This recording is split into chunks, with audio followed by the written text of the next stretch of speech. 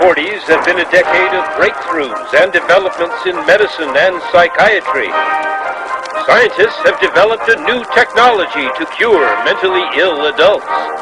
With the use of electroshocks, the minds of sick patients are being wiped clean, giving them a fresh start. On this blank slate, physicians then imprint a new, healthy personality. Remaking people, shocking them into obedience. This is a story about that powerful idea. In the 1950s, it caught the attention of the CIA. The agency funded a series of experiments. Out of them was produced a secret handbook on how to break down prisoners. The key was using shock to reduce adults to a childlike state.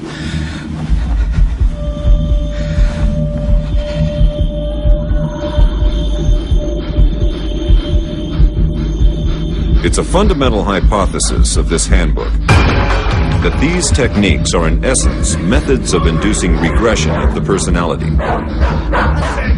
There is an interval, which may be extremely brief, of suspended animation, a kind of psychological shock or paralysis. Experienced interrogators recognize this effect when it appears, and know that at this moment the source is far more open to suggestion, far likelier to comply than he was just before he experienced the shock.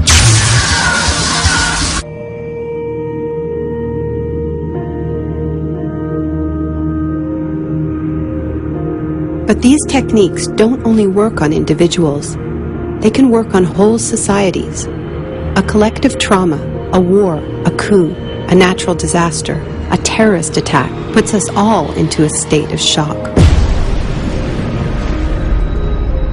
And in the aftermath, like the prisoner in the interrogation chamber, we too become childlike, more inclined to follow leaders who claim to protect us.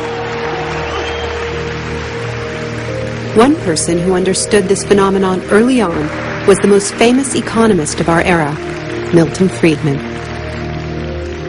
Friedman believed in a radical vision of society in which profit and the market drive every aspect of life, from schools to healthcare, even the army.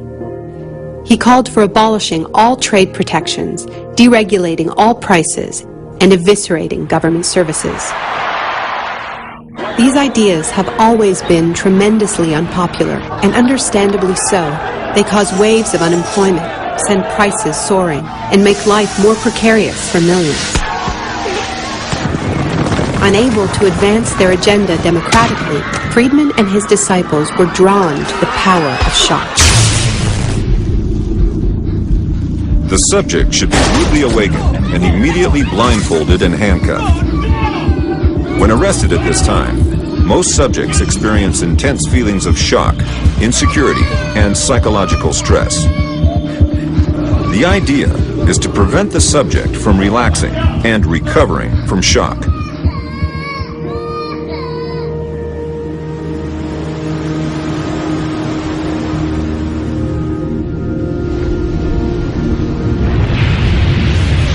Friedman understood that just as prisoners are softened up for interrogation by the shock of their capture, massive disasters could serve to soften us up for his radical free market crusade. He advised politicians that immediately after a crisis, they should push through all the painful policies at once before people could regain their footing. He called this method economic shock treatment. I call it the shock doctrine. Take a second look at the iconic events of our era, and behind many, you will find its logic at work. This is the secret history of the free market. It wasn't born in freedom and democracy. It was born in shock.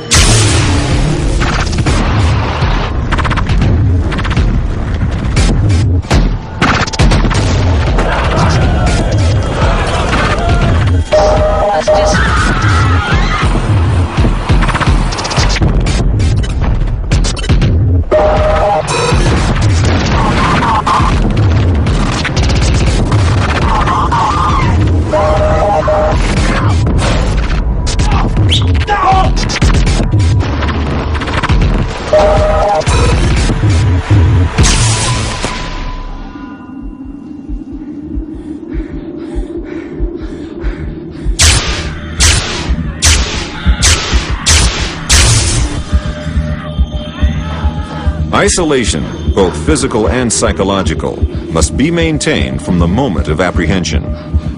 The capacity for resistance is diminished by disorientation. Prisoners should maintain silence at all times. They should never be allowed to speak to each other. There's one other thing I've learned from my study of states of shock. Shock wears off. It is by definition a temporary state. And the best way to stay oriented, to resist shock, is to know what is happening to you and why.